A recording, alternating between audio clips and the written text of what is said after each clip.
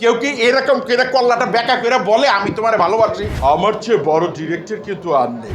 1 কোটি, 1 কোটি, 100 কোটি। এখন কিন্তু নাটকে দাদি নানি চাচি কিচ্ছু দেখেন না, ধ্বংসের দ্বার প্রান্তে এসে দাঁড়াইছে, আমি এটা বলতে পারি। কারণ দেখেন, আমি সেদিনও একটা ইন্টারভিউতে বলেছি আমরা শুধু আমি তুমিতে সীমাবদ্ধ হয়ে গেছি। আবার দেখবেন একটা কালচার ঢুকছে, আমরা জীবনে কোনোদিন আমাদের বান্ধবীকে তুই বলি নাই, আমরা অনেক সময় হচ্ছে গিয়ে সর্বোচ্চ তুমি বলতাম। তো এই যে তুই তুই কালচার কিন্তু আমাদের না। তা আপনি যখন আমার কৃষ্টি কালচার থেকে আমাকে আলাদা করে ফেলবেন, শেকড় থেকে উকড়ে ফেলার চেষ্টা করবেন, অবশ্যই তো আমি ধ্বংসের দ্বার প্রান্তে বা মৃত্যুর দ্বার প্রান্তে আসে দাঁড়াইছি। আমরা যখন ছোটোবেলায় ছিলাম, আমরা ধরেন হচ্ছে গিয়ে যখন নাটক দেখতাম কি যে দাদি নানি চাচি চাচা নামাজের একটা মশলায় বসা আল্লাহর কাছে ফরিয়াদ করতেছে, অথবা অন্য ধর্মেরও অনেক নাটক হয়েছে যে দেখেন গির্জায় গেছে অথবা হচ্ছে গিয়ে বৌদ্ধ মন্দির থেকে বেরোয় আসছে। এখন কিন্তু নাটকে দাদি নানি চাচি কিচ্ছু দেখেন না, সব খালি আমি তুমি। একটা ঘরের মধ্যে শুটিং করবে, চারপাশে হচ্ছে গিয়ে ছবি টবি লাগাবে আর নিজের আওয়াজ। ধরেন আমার যখন ইন্টারভিউ নেবে না, আমি বলবো আমার চেয়ে বড় ডিরেক্টর কিন্তু আর নেই, আমি কিন্তু হচ্ছে গিয়ে মানে ভোকালও চেঞ্জ হয়ে যায় আমাদের।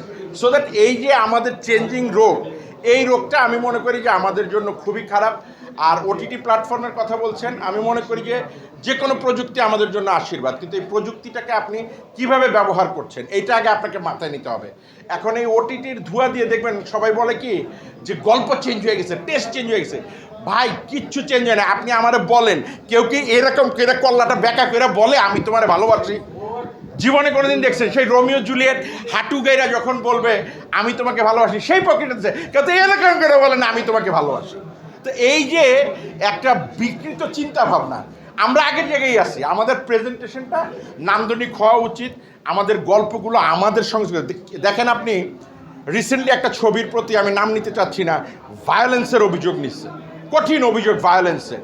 এখন এই যে ভায়োলেন্স, এগুলো কিন্তু কিশোর গ্যাং তৈরিতে সহযোগিতা করবে।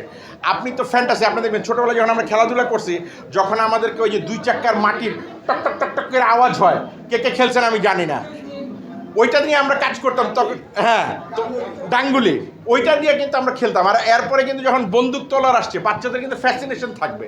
সো দ্যাট টিনেজারদেরকে আপনি যদি ওই জায়গায় ঢুকায় দেন, থ্রিলার কইতে মার্ডার করা শিখান, তো 2 দিন পর তো এই সমাজে মার্ডারই হবে, শিখবে কি? আপনি দেখেন, আপনারা যারা সাংবাদিক, আপনারা কোনো লোককে দেখলে বুঝতে পারবেন যে এই লোকটা কি চাপা মারতেছে না ভিতরে কোনো মাল আছে নাকি নাই, মানে বুঝা ফেলাবেন কিন্তু যারা আপনারা জাতীয় সাংবাদিক। আর আমরা যারা নির্মাণ করি, প্রযোজনা করি, স্ক্রিনে একটা সিকোয়েন্স দেখা মাত্র বুঝবো আপনি 1 লাখ খরচ করছেন, 5 লাখ না 1 কোটি। আর আপনি 1 লাখ খরচ করে করেন 1 কোটি, 100 কোটি। কিরে ভাই, চাপাবাজির একটা লিমিট থাকা উচিত তো। সো দ্যাট আমরা ওই চাপাবাজি বানাচ্ছি না ভাই, ছোট ছোট ছবি বানাবো, ছোট ছোট গল্প দিয়ে। আপনারা যারা নতুনরা কাজ করতে চান, নায়ক ছাড়া, কারণ নায়ক নায়িকা হওয়ার জন্য একটা যোগ্যতা লাগে। সো দ্যাট নায়কেরও যদি কেউ যোগ্যতা থাকে আমরা সুযোগ দিব। এই ছোট ছোট ছবিগুলোকে আমি গাছ বলতেছি এই কারণে যে আমি যদি 100টা গাছ লাগাই, একটা সময় তো আমাকে ফল দিবে, এই ফলটাই একদিন হচ্ছে কি সবাই খাইতে পারবে। এই জন্য আমি এখন গাছ লাগাচ্ছি।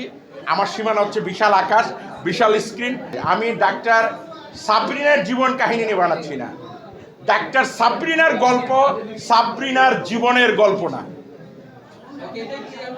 আচ্ছা, এইটা কাহিনীটা হচ্ছে, আপনারা জানেন যে সাবরিনা একটি মামলায় 2 বছর জেল খেটেছে। আমাদের যারা আমরা অপরাধ করি, জেল জীবন যে কত কষ্টের, এবং জেল জীবনে যারা যায় তারা জানে যে জেল জীবনে তারা কি কি দুর্বিষহ যন্ত্রণা সহ্য করে। তো ওইখানেও কিন্তু একটা রাইটারের জন্ম হইতে পারে, জেলে অনেক পড়াশোনার সুযোগ আছে।